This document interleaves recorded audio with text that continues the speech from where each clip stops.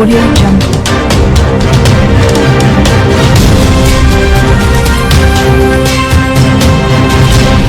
Audio Jungle.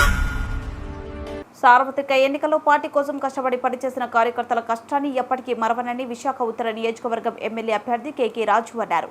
Birla జంక్షన్లో గల బోస్తా convention హాల్లో విశాఖ ఉత్తర నియోజకవర్గం వైఎస్ఆర్ కాంగ్రెస్ పార్టీ శ్రేణులు ఆత్మీయ సమావేశం నిర్వహించారు.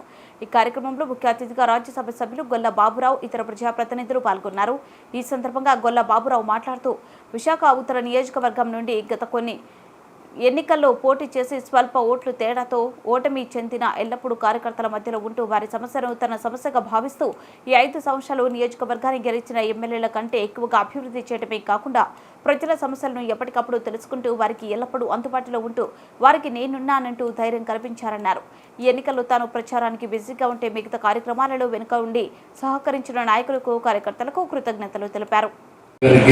ఉషశ్రీ గారికి, కామేశ్వరి గారికి, అలాగే రజనీ గారికి, వెంకటలక్ష్మి గారికి, చిరంజీవి గారికి, కాగూరు గారికి, సుశీల గారికి, శ్రీనివాస్ గారికి, ఆనంద్ సింగ్ గారికి, ప్రతి నాయక్ కూడా చేతులు నమస్కరించి తెలియజేస్తున్నాం.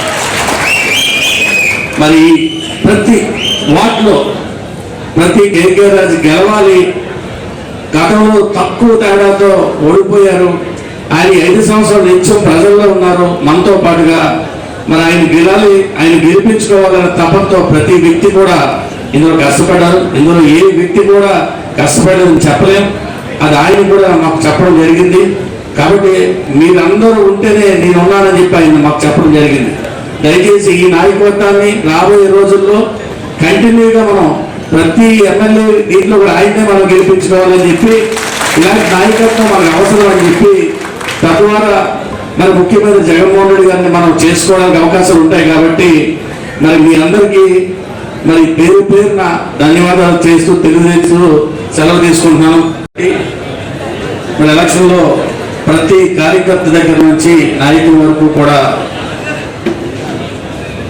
అందరూ కూడా కష్టపడ్డారు.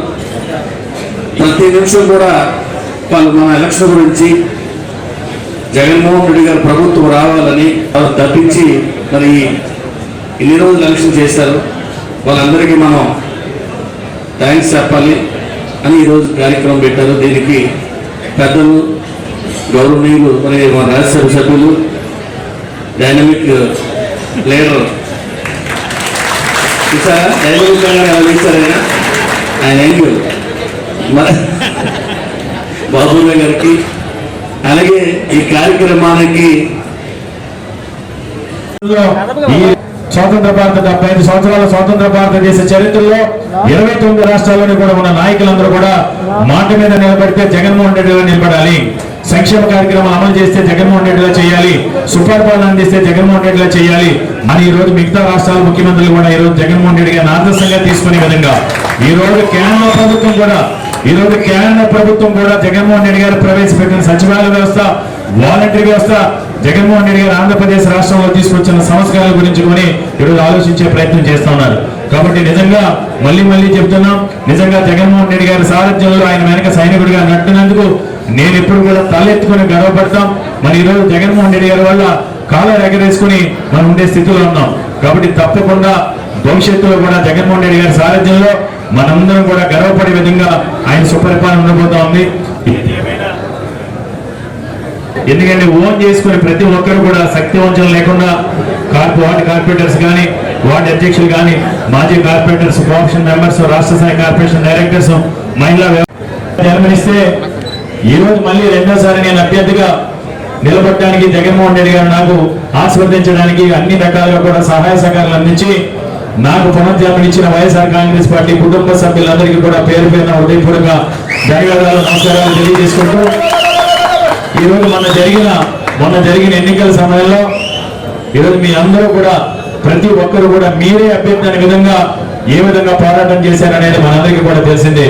మీరు చేసిన పోరాటానికి, మీరు పార్టీ కోసం కష్టపడి తీరుకి, మీరు పడిన కష్టం, కృషికి తప్పకుండా నేను ఆజన్మాంతం కూడా మీ అందరికీ కూడా రుణపడి ఉంటానని, తప్పకుండా ఆ రుణాన్ని ఉంచుకోకుండా తప్పకుండా మీలో ఒక్కడిగా, మీ కుటుంబ సభ్యుడిగా నాకున్న ప్రతి అవకాశాన్ని, ప్రతి అధికారాన్ని కూడా రేపు గౌరవ ముఖ్యమంత్రి వర్యులు శ్రీ వైఎస్ జగన్మోహన్ రెడ్డి గారి సారథ్యంలో, జగన్మోహన్ రెడ్డి గారి ఆశీస్సులతో ప్రతి ఒక్కరికి వైఎస్ఆర్ కాంగ్రెస్ పార్టీ కుటుంబ సభ్యులందరికీ కూడా మీ శ్రేయస్సు కోసం, మీ ప్రయోజనార్థం నాకున్న ప్రతి అవకాశాన్ని, ప్రతి అధికారాన్ని కూడా నిస్వార్థంగా, నిజాయితీగా మీకోసం పాటుపడతానని మారు పేరు అంటే ఉత్తర నియోజకవర్గమే అని చెప్పి నేనైతే నమ్ముతున్నాను. నిజంగా మన గౌరవ ముఖ్యమంత్రి వారు 2019లో ఎమ్మెల్యేగా పోటీ చేశారు. ఎమ్మెల్యేగా పోటీ చేసి చాలా మంది ఒకసారి ఏదో 1000-2000 ఓట్లతో ఓడిపోతే మర్చిపోయి వ్యాపారాల్లోనూ లేకపోతే మిగతా పనుల్లోనూ నిమగ్నం అవుతారు. కానీ కేకే రాజు గారిని నేను మొట్టమొదటి నుంచి కూడా నేను అంత పరిశీలిస్తున్నాను. ఓడిపోయిన రోజు నుంచే ఆయన ఎక్కడ మరి దేవుణ్ణి, ఏ దేవుణ్ణి ఆయన నిజంగా కొలుసుకుంటాడో తెలియదు, కానీ ఆయన ఆ రోజు నుంచే నేను ఉత్తర నియోజకవర్గంలో మళ్ళీ ప్రజల కోసం పాటుపడాలి, ప్రజల కోసం జీవించాలి, ప్రజలతో నివసించాలి అనేటువంటి ఏకైక లక్ష్యంతో, జయంతో నిజంగా పనిచేసినటువంటి చక్కటి మనిషి, యువకుడు చెప్తున్నాను. ఈ రోజున నార్త్ కాన్స్టిట్యున్సీలో 25,000 నుంచి 30,000 మెజారిటీ, 25,000 నుంచి 30,000 మెజారిటీ నాకున్నటువంటి పరిజ్ఞానంలో నేను చెప్తున్నాను. ఒక ఓటు తగ్గితే నిజంగా నిజంగా మీ అందరికీ కూడా క్షమాపణ చెప్పుకుంటాను. నిజంగా నేను అందరూ కూడా చెప్తున్నాను, 25,000 నుంచి 30,000 మెజారిటీ నార్త్ కాన్స్టిట్యున్సీకి తప్పనిసరిగా వస్తాయని నేను నమ్ముతున్నాను. జగన్మోహన్ రెడ్డి గారికి నిజమైనటువంటి విధేయుడు, నిజమైనటువంటి సేవాపరుడు, ఈ పార్టీకి నిజంగా కార్యకర్త ఎవరైనా ఉన్నారంటే అది నిజంగా విశాఖపట్నం సిటీలో కేకే రాజు గారు అని చెప్పి నేను నమ్ముతున్నాను. నిజంగా ఈ రోజున లేకపోతే మనకి అదృష్టం ఏంటంటే ఆ యొక్క ల్యాండ్ టైటిలింగ్ కూడా మనకు లేదు. అర్బన్లో ల్యాండ్ టైటిలింగ్ తక్కువ. అర్బన్లో మన పార్టీని ఎంత దారుణంగా వాళ్ళు మోసం చేశారంటే, గ్రామాల్లో ల్యాండ్ టైటిలింగ్ యాక్ట్ ఇంప్లిమెంట్ కాకుండానే వాళ్ళు అనేక రకాలుగా వాళ్ళు చాలా మోసం చేశారు ప్రతిపక్ష పార్టీ వాళ్ళు. నేను మీ అందరికీ కూడా మనవి చేస్తున్నాను, అదృష్టం మీ అందరికీ కూడా కలుగుతుందని చెప్పి నేను భావిస్తున్నాను.